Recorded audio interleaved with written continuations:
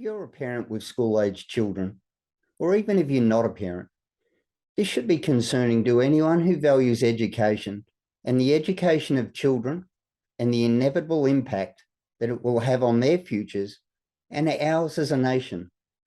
And what's the concern? Well, it's more than a concern, but it's disturbing. And it's the Gonski Review of Funding for Schooling and the needs-based funding model.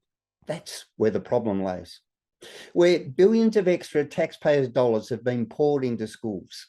And that would have anyone arguing that that's not such a bad thing, right? Well, to the contrary, it's when taxpayers are funding a scheme that has delivered little, if anything, but for being a sham. That's the problem. The lack of a return on a supposed investment in a higher quality and more equitable education system is one of the biggest public policy failures in Australia's history. And all Australians and parents should be enraged with the loss and failure of Gonski's funding for schooling needs model. This was a platform during the 2011 election that Teachers Union waged a highly political campaign against the coalition's funding of private schools. They Robin Hoodized it. They wanted to take from the rich to better educate poorer children. The campaign helped elect Rudd to office, and it's been a disaster ever since. Here's what the Productivity Commissions said about the Gonski reforms. Student outcomes have stagnated. A poor and sad indictment on a program that was all the rage and hailed as the saviour of public education system.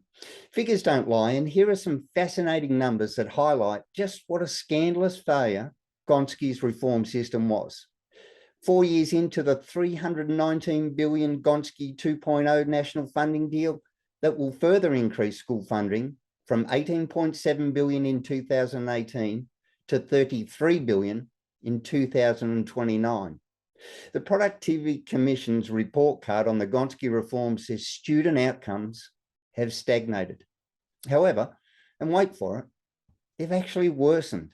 And who highlights the point no better of a failing education system where parents should be outraged is the Grattan Institute CEO, Danielle Wood. Wood told last month's Job Summit the performance of Australian school students in reading, maths, both compared to other countries and to our own performance over time, is going backwards. Here's another horrifying statistic just to shock you more if you weren't already enraged. Because according to the Productivity Commission, year after year, between 5 and 9% of students fail to pass the low bar that is the minimum NAPLAN reading and math standards for their age.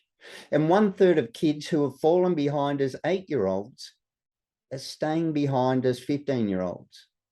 Now, those statistics paint an appalling picture of a dysfunctional education system that appears on the verge of collapse. But it also needs to be recognised that not all problems in education arise behind the school gate, when attendance rates are a national disgrace. Disadvantaged students, especially Indigenous students and those whose parents didn't finish high school, are overrepresented in educational underclass. And yet, these are the very same students the extra Gonski money was supposed to help most, but it hasn't. Instead, it's been pissed up against the wall, driving redistribution of funding rather than fixing this problem. Just as equally disturbing is the Commission's finding that 85% of underperforming students are not from disadvantaged groups. However, the great joke enacted on Australian school children and their families is the failure of private schools to ensure students from all backgrounds are capable of being proficient enough to master the basics of reading, writing, and arithmetic. So what hope do they have for their futures, for gaining employment, entering university, or establishing a business, or driving us forward as a nation? However, the failure of Gonski's Miracle Education Reform Plan won't stop the usual educational suspects calling for more money to spend in suspect ways like smaller class sizes to facilitate their incompetence and laziness, as opposed to having the best teachers in front of the students. We don't need another Gonski-style spending monument gesture where millions are paid to implement a failed system that facilitates ineffective, inefficient, and meaningless reform. Increasing teacher effectiveness is the single most important factor in improving student outcomes, which is why the call to reduce the administrative burden consuming up to 10% of the teacher's workload compared with the 65% of the time teaching, planning, and marking tasks is what's critical. But a challenge is to help the disadvantaged and other low-performing students that Giving a Gonski has clearly left behind. What should be the focus now is digital accountability for school achievement. It has to be a priority for Federal Education Minister Jason Clare.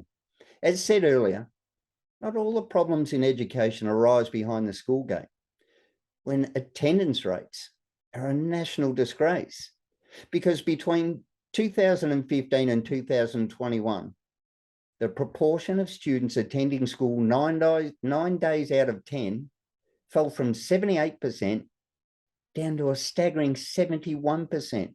And in rural and remote areas, the figure is 63%. And even worse, only 41% for Indigenous students. Albanese and Labor, on the issue of allowing a Federal Integrity Commission retrospective powers, should be careful they don't get caught out, because the first retrospective inquisition should be into Australia's great school funding rot.